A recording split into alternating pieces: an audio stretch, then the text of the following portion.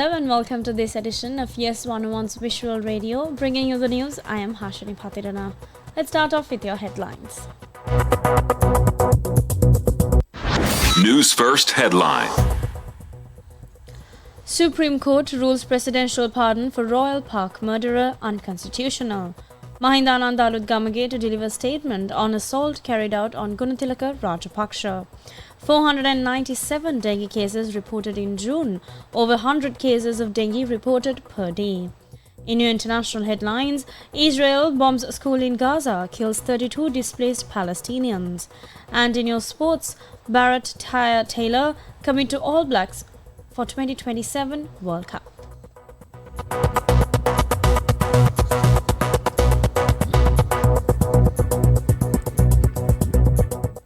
Now taking a look at your top story in local news. The Supreme Court concluded that the presidential pardon granted by former President Maithripala Sirisena to Jude Shramanta Jayamaha, who was sentenced to death for the murder of Yvonne Johnson in the Royal Park apartment complex, was unconstitutional. Now that was after considering a petition filed regarding the relevant judgment. In 2012, Jude Anthony Jayamaha, who was convicted and sentenced to death for the murder of 19-year-old Yvonne Johnson at the Royal Park apartment complex, was sentenced to death in 2012. However, in 2019, he was released under a presidential pardon.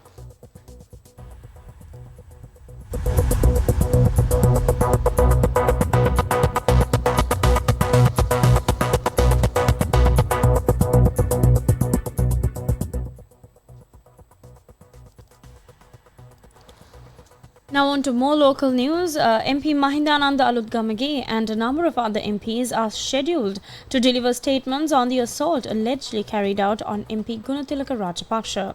Now, police spokesperson Nihal Talduva says a statement on the incident was also recorded by MP Gunatilaka Rajapaksa yesterday. The statement was recorded as the MP was undergoing treatment at the Army Hospital. On the 3rd of June, a complaint was filed with the Fort Police alleging that an assault by MP Mahindananda Aludgamage resulted in serious bodily harm to MP Gunatilaka Rajapaksa. The complaint by the son of MP Gunatilaka alleged that his father's leg was broken following the assault by MP Aludgamage.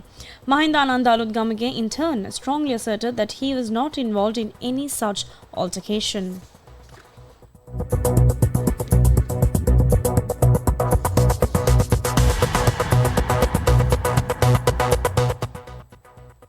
Now, according to the National Dengue Control Unit, the number of dengue cases in the country has increased as a result of the heavy rains experienced in the country. Accordingly, the number of cases reported per day is 100. So far, 497 cases of dengue have been reported in the month of June, and the Director of National Dengue Control Unit, Dr. Sudat Samaravira, says that there is a possibility that the number of dengue cases reported will increase. Meanwhile, 14 health divisions have been identified as high risk for dengue.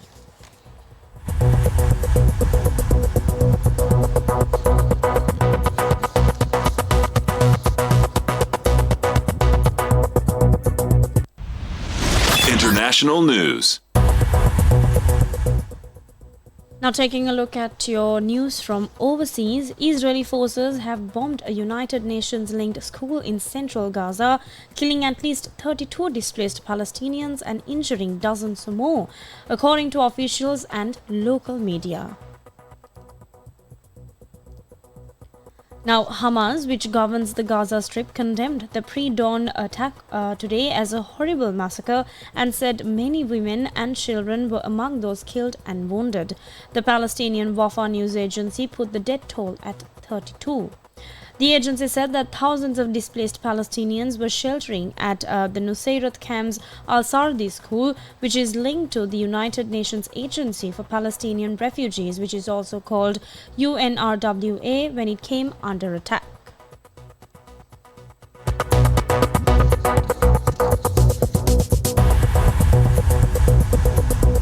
Sports news.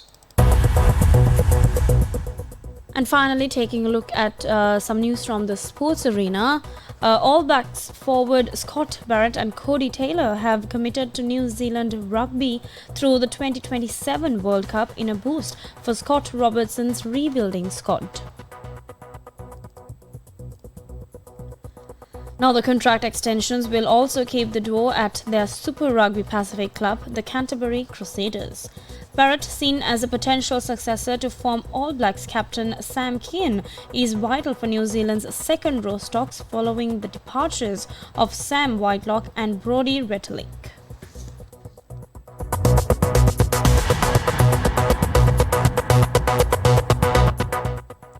And with that, we wrap up this edition of YES101's Visual Radio. Bringing you the news, I am Hashini Patirana. Thank you for watching.